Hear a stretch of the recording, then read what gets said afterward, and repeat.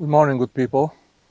I'm back at Bedford Lake, beautiful Bedford Lake, small but always protected from the wind.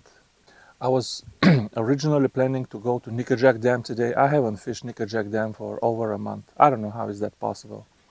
I still haven't catfished in Tennessee. I've lived in Tennessee 1 year. I haven't fished for catfish. How is that possible?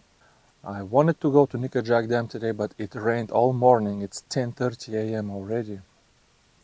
And it's too late to go to, it's kind of far, NIKKO Dam. So back here for a short trip. It rained a lot in last night and this morning and last few days. Even though they're dropping the lake, it's actually a foot higher than last time. The water is very murky and the water is 3 degrees warmer than last time. Last time I fished in 46 degrees, at least surface temperature. Now it's 49 and a half. So warmer, murkier water. Hopefully we can get some more fish on trout magnet. Last time, I gotta tell you, despite what you see in the video, I caught 80-90% of the fish on float with NIKKO worm, because when it gets cold, these fish will not chase a trout magnet.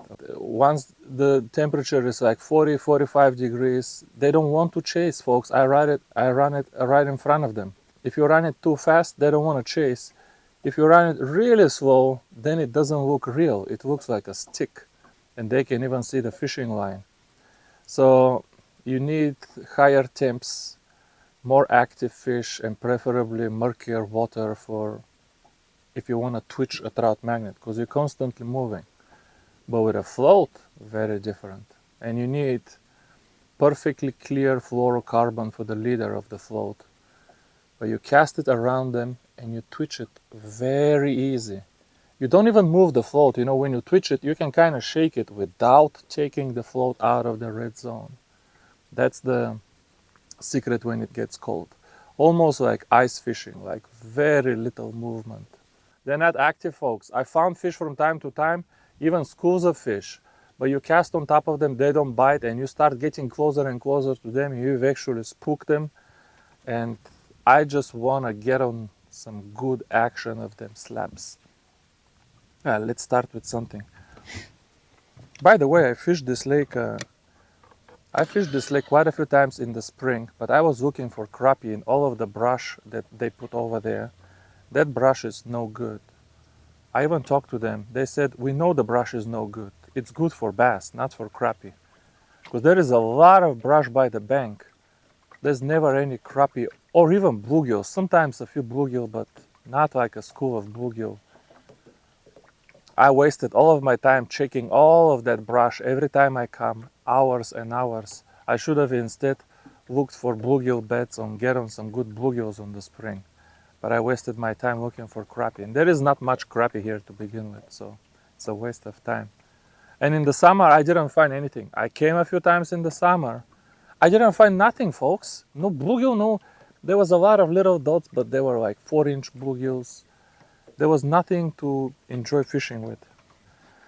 I'm gonna start trolling with the side imaging. Alright, see you soon when I find some fish.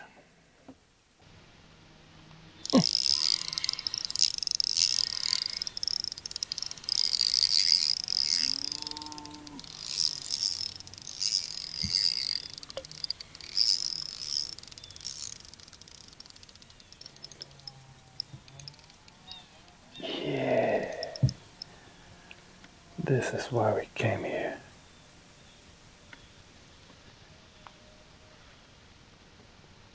Cold fish. Very cold fish.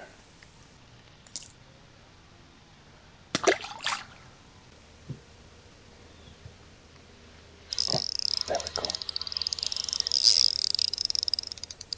Slower shakes.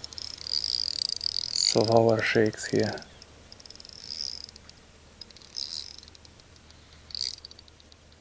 Yeah. You know what that is. Slower shakes. This net is too short, but slower shakes.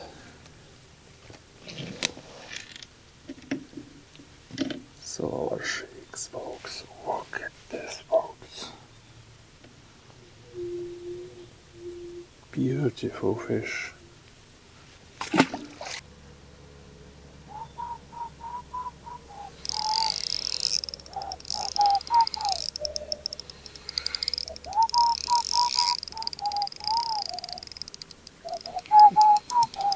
I love when they go slow like this. I love it when they go slow. Come here, buddy. I'll take care of you. Come here. Come here. Fatso. I mean, do you know a better feeling than a fat crappie flopping in a net?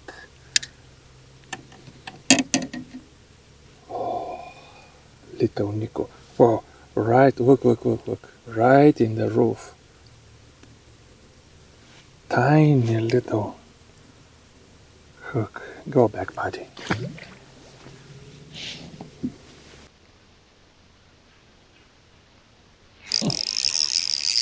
Okay. Okay.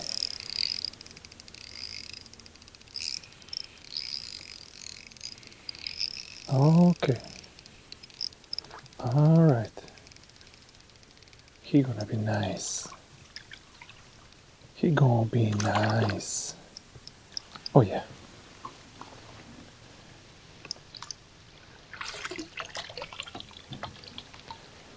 Oh yeah.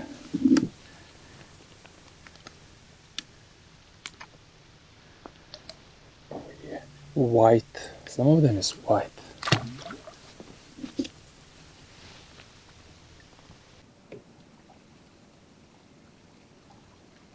What? I was just reeling it in. Look at this. I was just reeling it in. I was not ready for this fish. And it's gonna be one of the nicest ones for the day. Let's see. Hold on. Yeah, this one I thought it would be 9, but yeah, it is 9. Look, clean. Clean 9. Nice, chunky too. Yellow, not completely pale. I did not see this fish at all.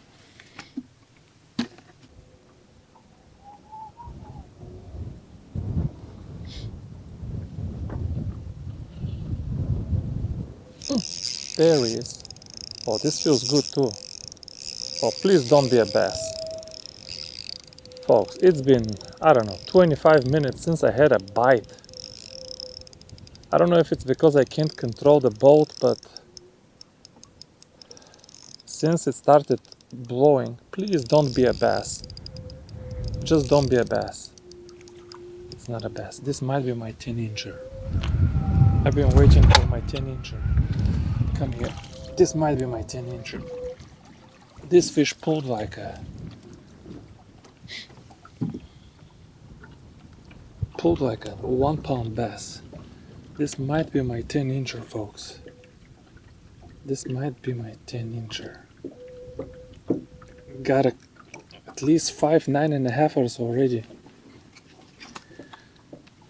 But no 10s. Oh my god. Now this is my new PB. He's over 9.5. But he's like 9 3/4.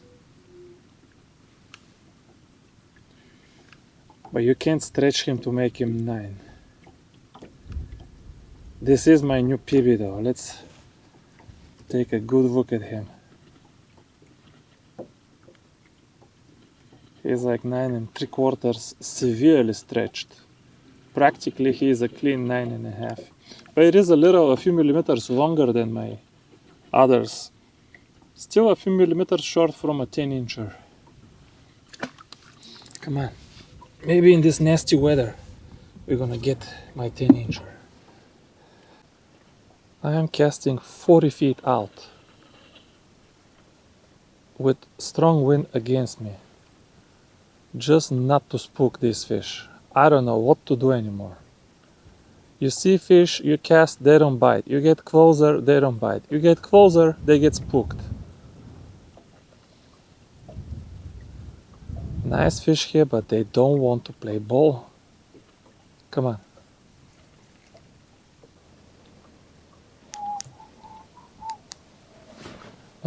He's getting up again. There he is. Come on. This might be a crappie.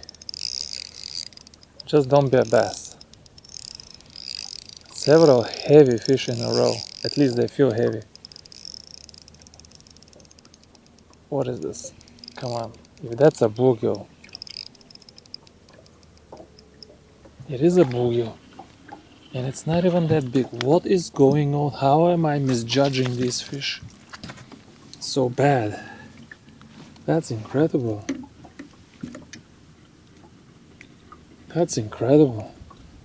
That's an 8-incher, don't get me wrong, but I thought he was 10.5. I have an idea. Let's go try to hide in that cove over there. There's gotta be some fish there too. This here is just unbearable. I mean, it's not even gusting. It's a stiff wind, and it is December. It gets kind of cold after the first 5 minutes.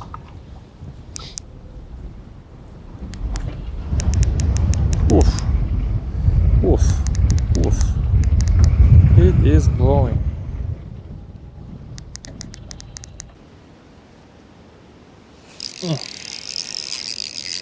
There's another one. I don't know if it's the same one. I'm afraid to lose him now.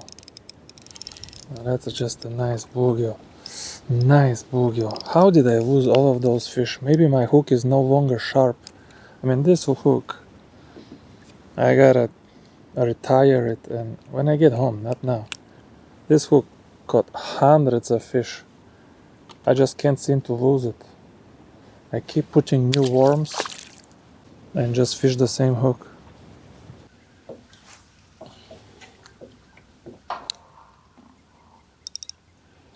Come on, give me some more of them fat beaches. Oof. You know, these bigger reels, this is a 2500 size reel. Because of the bigger spool, have more leverage on the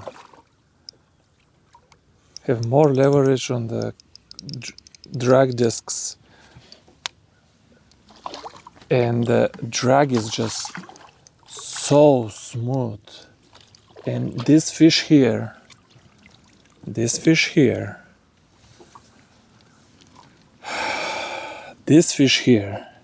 why you fish NIKKO worms.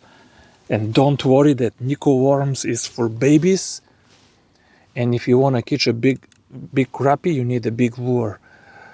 No, you don't. No, you don't. No, you don't. Look here. Look here, what a tanker. That's a 14-incher, I can tell you. That's a 14-incher. Alright, that's not a 14-incher. Gosh, dang, it looks so huge. I cannot stretch this to 14. He is over 13.5 by a few millimeters. He is not really 14. Look here, look. Absolute healthy tanker of a fish.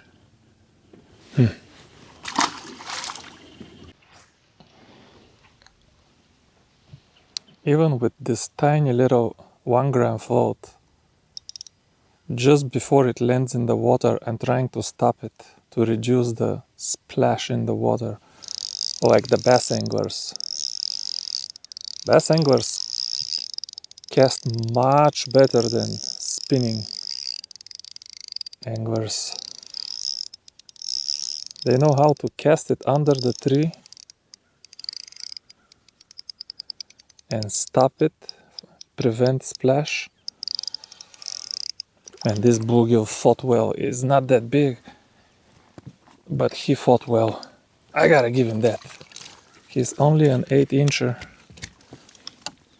Maybe he's not even 8, but he fought well.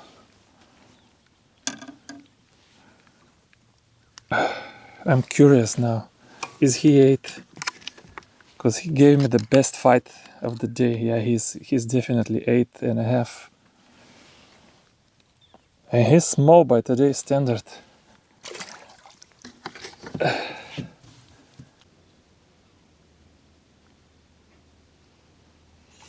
Fish.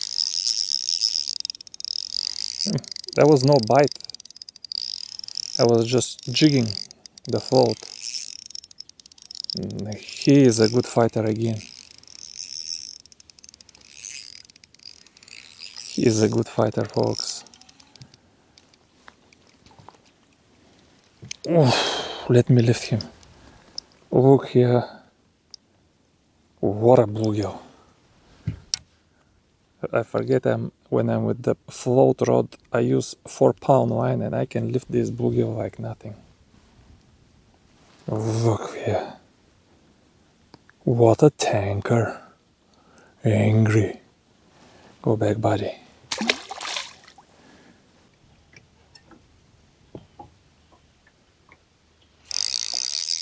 The float came up because I'm fishing too close to the bottom.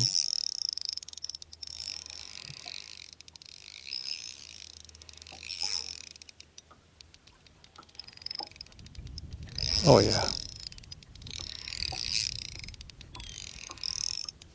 Oh yeah. Oof. Ugh.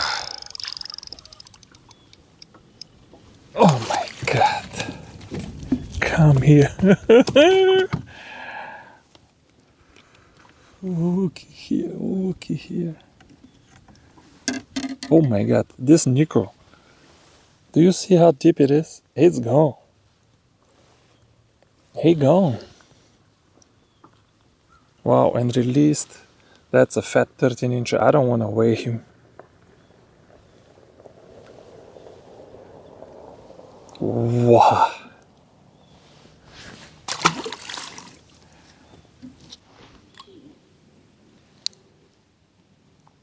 Watch now, right here. I told you I saw some little fishes. That's gonna be a small bluegill. Smallish bluegill. They fight, man. Bluegill fight, man. Bluegill fight, dude. Dude, I'm telling you, bluegill fight. Look here, what a bluegill. And he just nailed it as soon as I cast. He was like, I'm game. Alright, Mr. Eyefish, I'm game.